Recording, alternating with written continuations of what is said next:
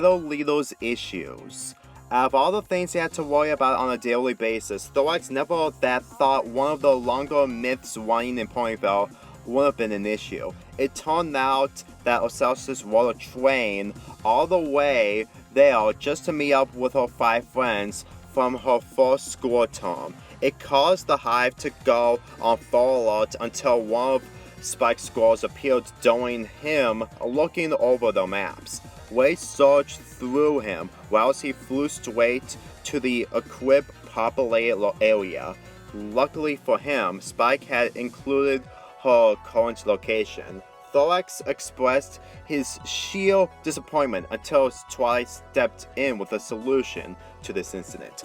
Of course, he was still angry she had to left the hive without telling anything. But if her parents agreed to sign the form, that he could overlook it somehow. When he returned with Ocellus in town, she immediately rushed off to see her family. Over the next few hours, the changeling Cain had to quell his hive's unrest, which proved to be quite difficult. He finally managed to sink into his bed chambers after 3 hours of discussing what happened. Despite not knowing the full story, they thankfully understood how important this was to the Lun myth.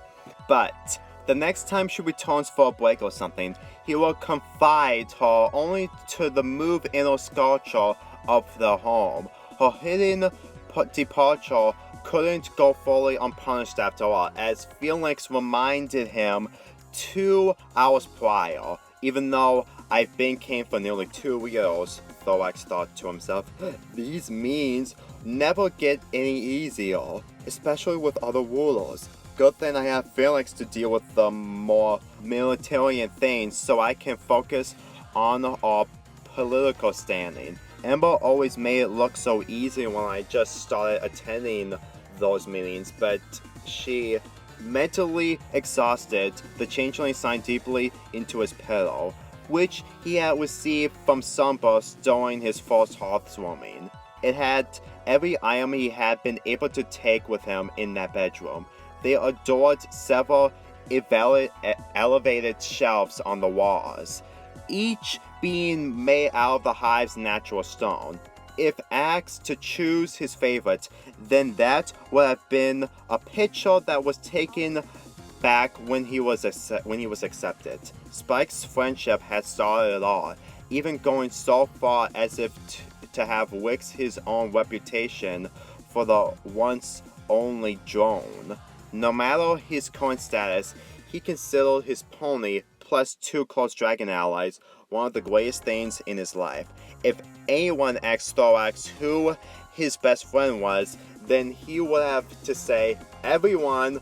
Each has had such a strong impact on his life both prior and after his metamorphosis. Recalling this seemed to make him feel less exhausted and a little less guilty, but yet he didn't want to leave his bed for anything. Unfortunately, this day wasn't won by a long shot, as Peerless suddenly busted into his bedchambers, nearly sculling the chieftain off the fellow leader. Sorry, Thorax, but it's an emergency, the older changeling started before shoving his brother towards the nearest outdoor area. There was nothing prohibiting her from visiting a friend, right? So why are some other changelings stopping her from speaking to her king? Didn't they know it? It was more than rude to stop the Dragon Lord on official royal business, because this dragon ain't having any of it. For the final time, move already. I need to get some answers from Thorax immediately, the female dragon demanded. She had even gone through the trouble of carrying the Bloodstone Scepter all this way. The changelings just kept telling her she can't just demand to see her king, to which she responded with, "You have until the quarter of 3 to let me through before I roast your Ember, that's enough." The dragoness peered over the crowd of drones to get a glimpse of just who she wanted to see. "Now, where have you been? I've been trying to get in the hive." Ember finally managed to rush up to the Alpha Changeling. Felix quickly flew in between them. Not so fast. Just what business do you have with Arcane? To the present day, Thorax still shuddered every time he was referred to as a king. To the present day, Thorax still shuddered every time he was referred to as a king. Why do you want to know? I need to speak with him. Ember tried to get past the Dark Clan's changeling. He reminded firmly in between them. I want to know why, because you just threatened some of our own for the second time already, that is. I know you and my brother are friends or whatever, but that doesn't mean you can just come around flying up to him. Especially after we just claimed the rest of the hive down. True, Ember thought about the incident the general was talking about, which was the last time she and Thorax actually spoke. The time she had accused him of taking one of her own, the changeling's heart-broken expression had still haunted her to this day. Still, she had to speak with him at least one more time. After what exactly? The dragoness asked as she raised an eyebrow. Did the changelings really panic about something, whether it was minor or major? Every couple of seconds, all she knew was that the dragons were not like that. Ocellus left without saying a word. She's one of Smolder's friends. Everything was worried sick, Thorax clarified, still emotionally deranged. Ember took notice of his expression, however. Is she back now? That's what's important, right? What's the matter with you anyway? You don't get it, Thorax continued. Her parents nearly had panic attacks over their daughter missing. We thought that Ocellus might have taken her as revenge against the hive. By this point, the changeling subjects didn't know how to react. Despite that, Felix simply nodded. He had been genuinely worried about his brother, since he knew personally Ocellus' torture methods. They had been engraved into his mind when he was the patrol leader.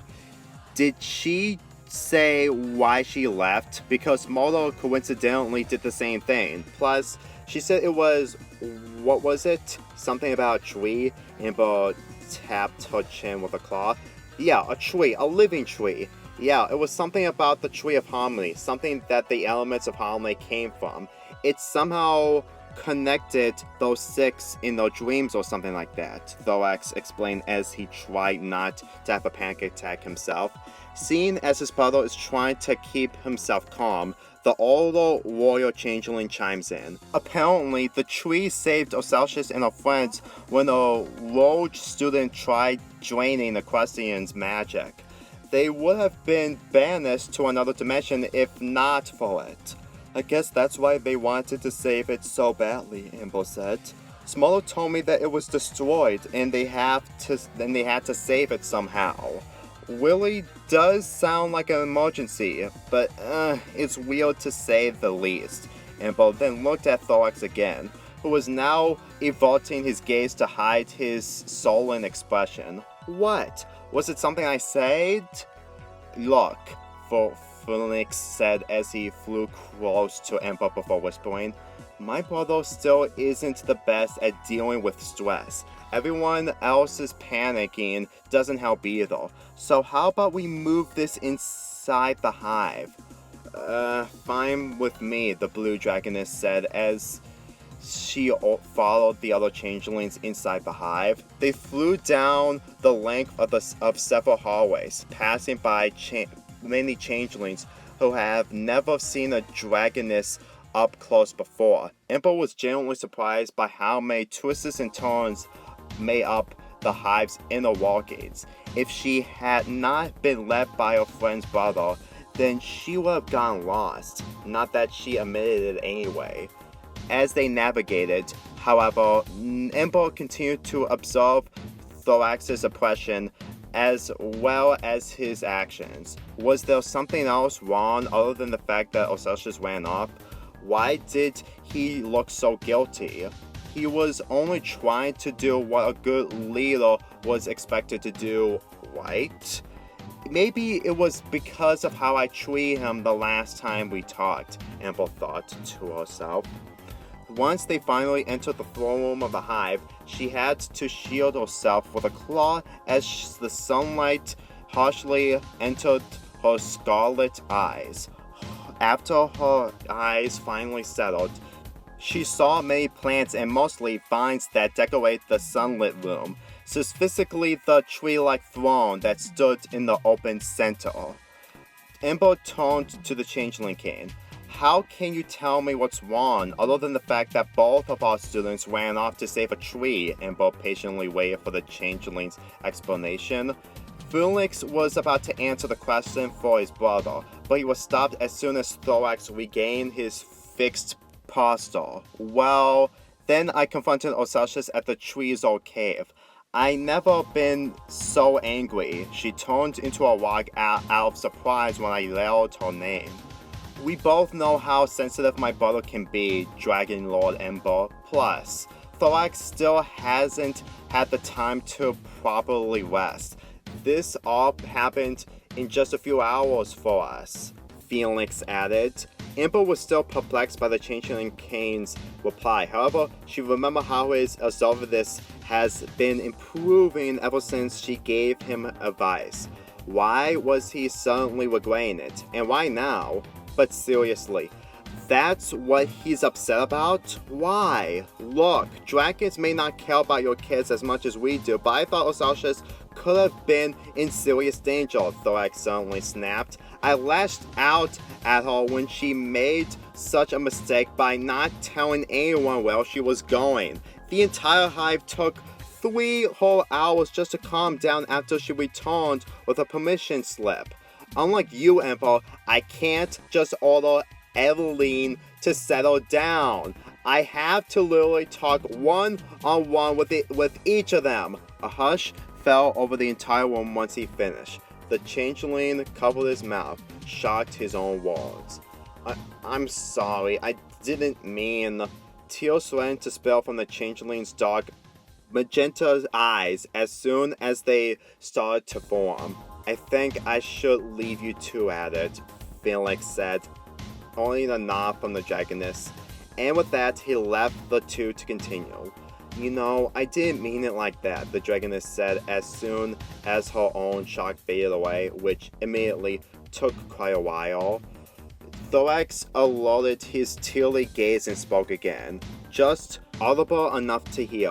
Ocellus just looked so scared. I couldn't live with myself if I had to yell at a young myth every time they did something that crazy, he muttered, almost as if she saw me as Thorax struggled to finish his sentence. As Chrysalis. You had good intentions. You did it because you cared for her, just like how you cared for the rest of your subjects.